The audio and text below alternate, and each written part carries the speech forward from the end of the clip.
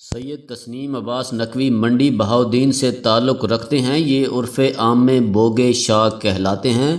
بوگے شاہ نے 25 سال قبل ایئرپورٹس کی پارکنگ کے ٹھیکے لینا شروع کیے۔ اس زمانے میں پارکنگ کے سسٹم اچھے نہیں ہوتے تھے، لہٰذا یہ لوگ ڈنڈا مار مشہور ہو گئے۔ یہ پھینٹا لگا کر پارکنگ فیس وصول کرتے تھے۔ بوگے شاہ کا کام چل پڑا اور پاکستان کے تمام ایئرپورٹس کی پارکنگ کے ٹھیکے آہستہ آہستہ بوگے شاہ کی کمپنی تسنیم شاہ نقوی اینڈ کو نے لے لیے۔ ان کی اس کام میں مناپلی ہو گئی اور یہ کروڑوں میں کھیلنے لگے۔ یہ اس دور برطانیہ کے دورے کرنے لگے اور انہوں نے انویسٹمنٹ کی بیس پر برطانیہ کی شہریت بھی حاصل کر لی۔ آپ اگر خوشحال ہیں تو آج بھی یورپ، برطانیہ یا امریکہ کے بینکوں میں 10-20 کروڑ روپے ٹرانسفر کر کے فیملی امیگریشن لے سکتے ہیں۔ بوگے شاہ نے بھی یہ راستہ استعمال کیا اور یہ کامیاب ہو گئے۔ نقوی صاحب ایئرپورٹس پر کام کرتے تھے، چنانچہ انہیں سن 2008 میں معلوم ہوا حکومت ایئرپورٹس پر 5 سٹار اور 4 سٹار ہوٹل بنانے کا ارادہ رکھتی ہے۔ یہ ایک اچھی بزنس اپرچونیٹی تھی، لہٰذا نقوی فیملی نے فوری طور پر برطانیہ میں یونیکارن پریسٹیج لمیٹڈ کے نام سے کمپنی رجسٹرڈ کرا دی۔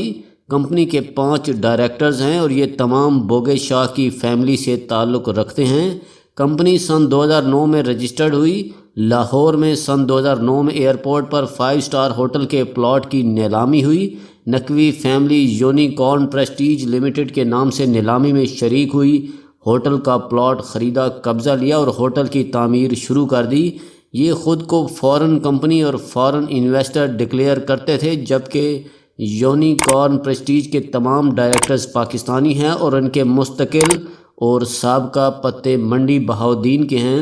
UK میں کمپنی صرف رجسٹر ہوئی تھی۔ آج بھی یونیکارن کے CEO سید جمیل عباس نقوی ہیں۔ نقوی برادرز نے ہوٹل کی تعمیر کے دوران سوئٹزرلینڈ کی ہوٹل اینڈ ریزارٹس کی کمپنی سوئس انٹرنیشنل کی فرانچائز لے لی اور اپنے ہوٹل کو ہوٹل رائل سوئس کا نام دے دیا۔ یہ 302 کمروں کا ہوٹل ہے اور یہ لاہور ایئرپورٹ پر واقع ہے۔ یہ سلسلہ اس حد تک ٹھیک تھا، لیکن پھر نقوی فیملی نے ایکسائز ڈپارٹمنٹ کو شراب کے لائسنس کی درخواست دے دی۔ صوبوں میں ایکسائز ڈپارٹمنٹ ایک بدنام محکمہ ہوتا ہے۔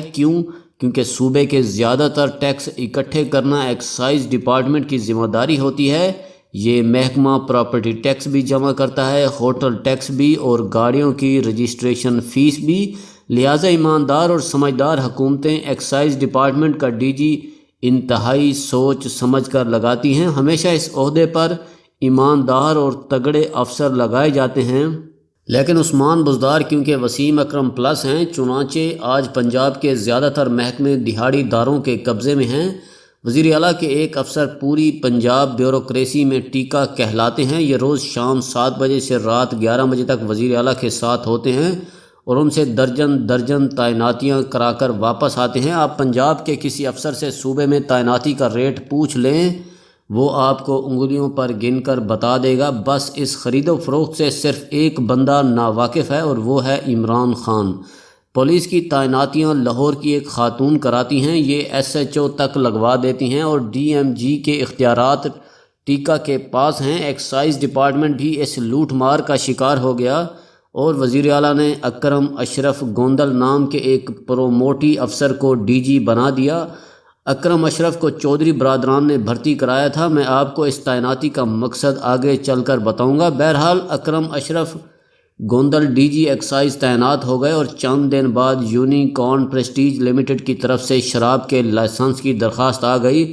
لاہور کے 4 ہوٹلوں کے پاس اس وقت یہ لائسنس موجود ہے، لیکن یہ تمام لائسنس پرانے ہیں۔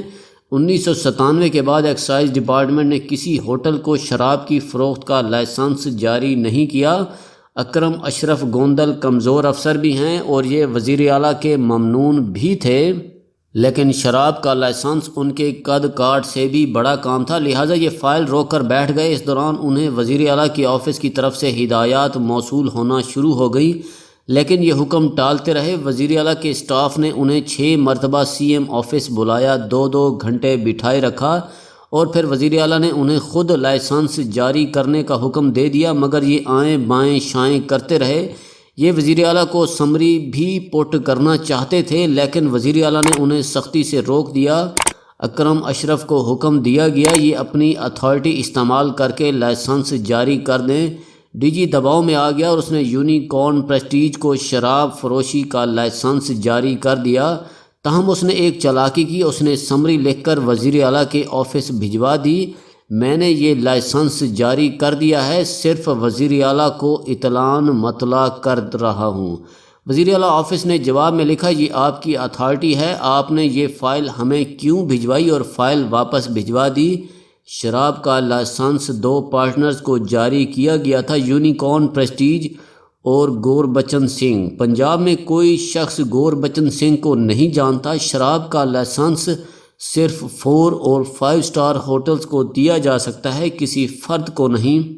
لہٰذا اس کیس میں یہ خلاف ورزی تھی۔ ایکسائز ڈپارٹمنٹ کا خیال ہے گوربچن سنگھ لائسنس جاری کرانے والے طاقتور شخص کا فرنٹ مین ہے، اور وہ کون ہے یہ قوم کو نیب بتائے گا۔ یونیکارن پریسٹیج نے لائسنس کے لیے دعویٰ بھی کیا تھا، یہ ہوٹل انٹرنیشنل چین ہے اور کمپنی برطانیہ سے تعلق رکھتی ہے، جبکہ کمپنی کے تمام مالکان منڈی بہاؤدین سے تعلق رکھتے ہیں، اور ہوٹل انٹرنیشنل چین کی بجائے سوئس انٹرنیشنل کی فرنچائز ہے، اور سوئس انٹرنیشنل بھی زیادہ پرانی کمپنی نہیں، یہ 30 سال قبل بنی تھی، اور یہ ہوٹل کی ٹاپ 100 چینز میں بھی شمار نہیں ہوتی۔ لہٰذا یہ ہوٹل غیر ملکی ہے، نہ ہوٹل چلانے والی کمپنی اور نہ اس کے مالکان۔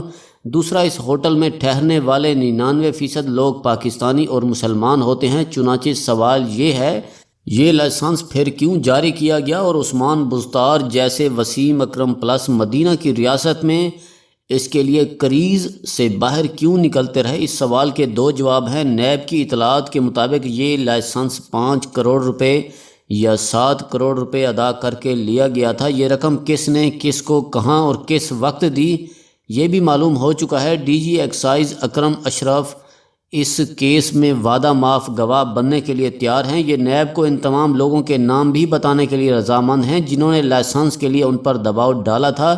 یہ صاف کہہ رہے ہیں مجھے جب چیف منسٹر خود بلا کر کہے گا تو میں کیسے انکار کر سکتا ہوں۔ دوسرا، یہ کام کسی پارٹنر نے کرایا اور گوربچن سنگھ جیسا نامعلوم شخص اس کا فرنٹ مین ہے۔ چنانچہ میرا خیال ہے یہ کیس عثمان بزدار کو لے کر بیٹھ جائے گا۔ یہ ایشو اگر کھل گیا تو وزیر اعلیٰ کسی کو منہ دکھانے کے قابل نہیں رہیں گے، اور اگر نیب یہ فائل بند کر دیتا ہے تو ثابت ہو جائے گا نیب حکومت کی فائلیں جان بوجھ کر نہیں کھولتا۔ لہٰذا خطرہ دونوں طرف موجود ہے۔